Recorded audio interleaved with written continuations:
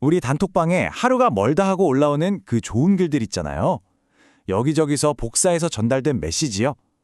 오늘은 바로 그 문제에 대해 이야기해 보려고 합니다. 특히 들으면 와, 정말 그렇구나 하고 무릎을 탁 치게 만드는 아주 그럴듯한 이야기로 한번 시작해 볼게요. 아마 한 번쯤은 들어보셨을 거예요. 바로 독수리의 환골탈태 이야기인데요. 정말 강력한 메시지를 담고 있죠. 자, 어떤 이야기인지 한번 들어가 볼까요? 이야기는 이렇게 시작됩니다. 독수리가 한 40살쯤 되면요, 부리는 가슴 쪽으로 구부러지고 발톱은 무뎌져서 사냥감을 제대로 잡을 수가 없게 된대요. 깃절은 또 어찌나 두껍고 무거워지는지 날갯짓 한번 하기도 버거워지죠. 말 그대로 죽느냐 사느냐의 기로에 서게 되는 겁니다. 그런데 말이죠. 일부 독수리는 여기서 그냥 죽음을 기다리는 대신 아주 비장한 결심을 합니다. 자기 운명을 스스로 바꾸기로 마음먹는 거죠. 그리고는 아주 높은 산 정상, 절벽으로 날아오릅니다. 그리고 여기서부터 정말 상상만 해도 끔찍한 과정이 시작되는데요. 먼저 바위에 자신의 부리를 계속 쪼아서 스스로 부러뜨린다고 해요. 새 부리가 자라면 그 다음엔 그 날카로운 부리로 낡고 무뎌진 발톱을 하나하나 뽑아내고요. 마지막으로 새로 돋아난 발톱으로 온몸의 무거운 깃털을 다 뽑아버립니다. 그 결과가 어땠을까요?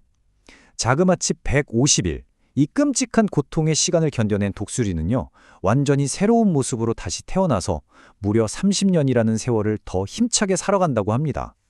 와, 정말 감동적이지 않나요? 자, 그런데요, 이 감동적인 이야기 뒤에는 우리가 미처 생각하지 못했던 진짜 문제가 숨어 있습니다.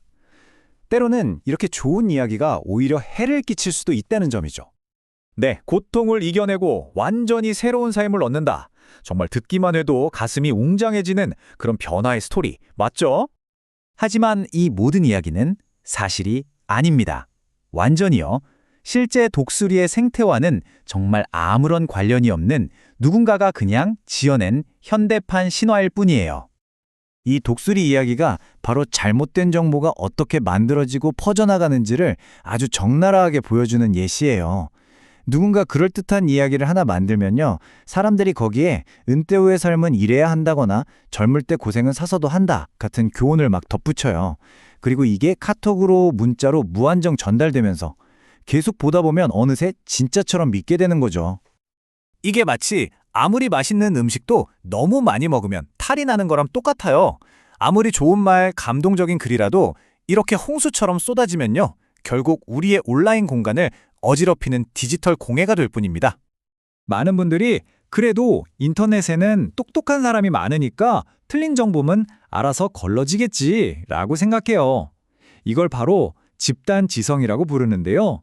과연 온라인 커뮤니티에서 이게 제대로 작동할까요? 이론과 현실은 정말 다릅니다. 원래대로라면 여러 사람의 지혜가 모여서 오류를 바로잡아야 하잖아요. 근데 현실은 어때요? 가장 목소리가 크거나 가장 부지런히 글을 퍼나르는 사람들의 의견이 대화를 지배해버리죠. 각자 독립적으로 생각하기보다는 서로서로 영향을 주고받다가 결국 다 비슷한 생각만 하게 되는 집단적 사고에 빠지기 쉬워지는 겁니다. 결국 남는 건 집단 지성이 아니고요, 그냥 손가락의 힘뿐인 거죠. 정보의 내용이나 정확성보다는 누가 더 부지런히 전달 버튼을 누르느냐가 그 사람의 영향력이 되는 셈입니다. 그럼 이제 어떻게 해야 할까요? 무조건 전달하지 말라는 건 아니에요.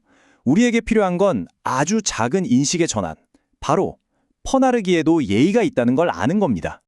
단체방에서 또 어디서 돈 듯한 글이 올라왔을 때 또 이거야? 하고 한숨 쉬어본 경험 다들 있으시죠? 이런 무분별한 전달이 계속 쌓이면요, 진짜 중요한 공지는 묻혀버리고 사람들은 점점 지쳐서 대화에 참여 안 하게 되죠. 심하면 아예 방을 나가버리는 사람도 생기고요. 결국 그 모임이 왜 만들어졌는지 본래 목적마저 흐려지게 되는 겁니다.